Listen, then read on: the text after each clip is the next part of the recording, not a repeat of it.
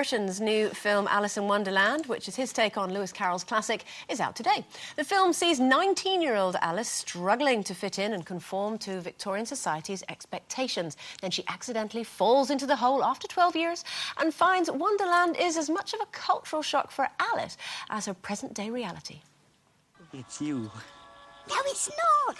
McTwist brought us the wrong Alice. It's the wrong Alice? You're absolutely Alice. I'd know you anywhere. I'd know him anywhere. Well, as you can see, we're still having tea. And it's all because I was obliged to kill time waiting for your return. You're terribly late, you know. Naughty. Time can be funny in dreams. Yes, of course. But now you're back, you see. And we need to get on to the Frabjous Day. Frabjous Day!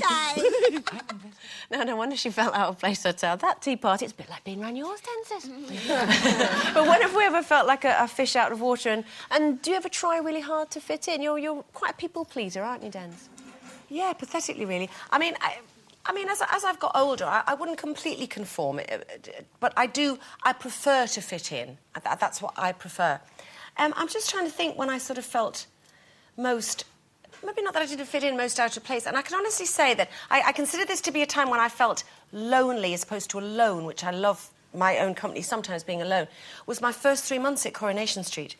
And I don't know whether, which is a long time ago now, and I don't know whether it was because, I suppose it was partly that it was a very iconic show which I watched since I was a child, and everybody had been there so long.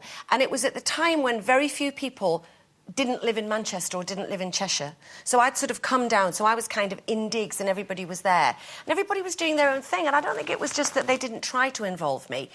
Everybody was just getting on with their own lives. And I'd sort of, like, go home at the end of the night, like that. And once, it's so pathetic, and I know I feel sorry for myself, so pathetic, but it was like I had no friends and nothing to do. And so one night I went down to the hotel, the V&A Hotel, which is where everybody went, and sat there with a newspaper, pretending that I was meeting someone, in case somebody that I knew came in. I mean, it was very short-lived. Did you order 2 drinks? Obviously, No, I didn't order 2 drinks. I just kept going, then just kept going, oh, God, as if my friend had turned up, Oscar. I can't believe you would rather somebody thought you'd been stood up. I know, it's really weird. But, I mean, obviously, I was then there for 4 years and it was different, but... Did anyone ever turn up? It was there for 4 years. They didn't. And I think the other time that's put the fear of God into me, twice in my life, only twice, I've been asked if I'd like to audition for the Royal Shakespeare Company.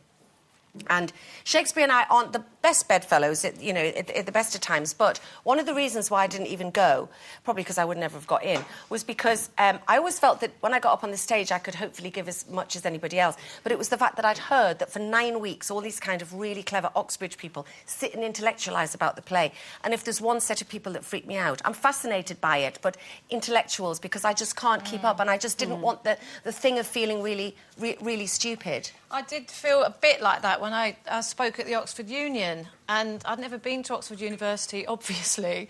And when I walked in there was this... I mean, there's just so much grandeur, there's so much history, and there are so many clever people, and I just thought, what am I doing here? I feel like a bit of a fraud. But actually, the debate was about page 3 girls, and there were a load of page 3 girls there, and I didn't feel so bad. But the other thing I do feel out of my depth and a little bit like a fish out of water when, like if we go to an awards thing and we have to go down the red carpet. I don't like it very much. I mean, it's brilliant. You wore a duffel coat at the NTAs. Maybe that's why I do that. I put on my Del Boy coat so that I've got something to sort of hide behind. Yeah, a little comfort blanket. I'd love to see you on the red carpet at the Oscars in your duffel coat. No, there's no. I couldn't handle it. I do. You lot do really well, and it's lovely, and I do love it when people sort of say hello to you, but I can't wait to get to the other end. And actually, if I can get in the back way, I do. Well, things how we're all name-dropping, auditioning for Shakespeare, Oxford University. When I was at Downing Street... oh, yeah, beat that. No, I was invited to Downing Street, and it was about 200 people, and you weren't allowed to bring anybody with you, And I can't tell you, I was Billy No Mates in the corner. Going... Didn't you speak to anyone? No.